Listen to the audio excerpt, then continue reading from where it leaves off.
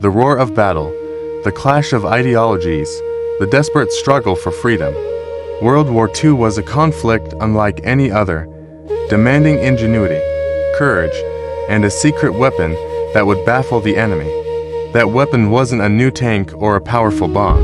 It was a language, ancient and complex, spoken by a group of extraordinary Americans, the Native American Code Talkers.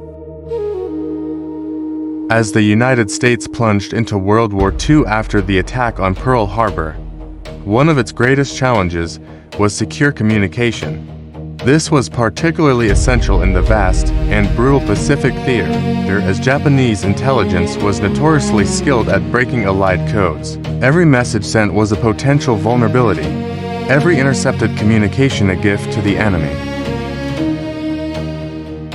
But a brilliant idea emerged from this chaos. In early 1942, a Marine named Philip Johnston, the son of a missionary to the Navajo Nation, proposed an unconventional solution, used the Navajo language. Johnston, one of the few non-Navajos fluent in the language, knew its incredible complexity. It was unwritten, had no alphabet, and its tonal nuances made it virtually impossible for an outsider to learn without immersion in the language. The plan was initially met with skepticism, but there being a critical need for an unbreakable code, it went ahead. The Marine Corps began recruiting young Navajo men. For many, it was their first time leaving their homes, their first exposure to the wider American society that had often discriminated against them. Yet, they answered the call with patriotism and courage. The first 29 Navajo recruits, known as the Original 29, were tasked with developing the code. It wasn't just speaking Navajo. They had to create a system for military terms that didn't exist in their language. They assigned Navajo words to English letters and military terms. For example, iron fish became submarine, turtle became tank. This was not a simple word-for-word translation. It was a layered, sophisticated cipher within an already impenetrable language. Imagine trying to decipher a code built on a language with no written form, no common European roots, and then further obscured by metaphors and unique word assignments. The Japanese, who had broken every other code thrown at them, were completely baffled. They could hear the messages, but they sounded like an incomprehensible babble.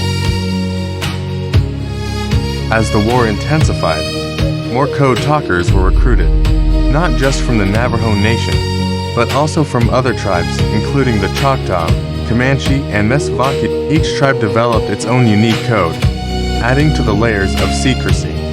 These brave men served on the front lines, often in the thick of battle, transmitting vital information about troop movements, strategies, and enemy positions.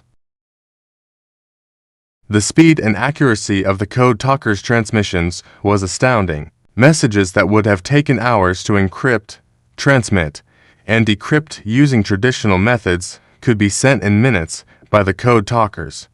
This efficiency was crucial in fast-moving, dynamic battles where every second counted.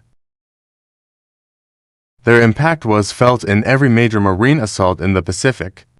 At Guadalcanal, Tarawa, Saipan, Guam, Peleliu, and most famously, Iwo Jima, the code talkers were indispensable.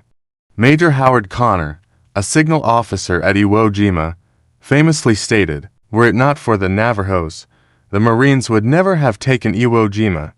The Japanese, despite their best efforts, never broke the code. They captured code talkers, interrogated them, but they couldn't penetrate the linguistic fortress. The code remained secure until the very end of the war, a testament to its genius and the secrecy maintained by the code talkers themselves. When the war ended, the code talkers returned home, often to a country that still struggled with racial equality. Their heroic contributions were kept secret for decades, deemed a vital national security asset that might be needed again. Many code talkers carried their secret burden with humility, their sacrifices largely unacknowledged. It wasn't until 1968 that all was declassified and the incredible story of the Native American code talkers emerged. In the following decades, they finally received the recognition they so richly deserved, including congressional gold medals and presidential medals of freedom. These men, who had once been told their languages were primitive and should be forgotten, used those very languages to protect a nation that had often marginalized them. They fought not just for America, but for their families, their tribes, and a future where their voices would finally be heard.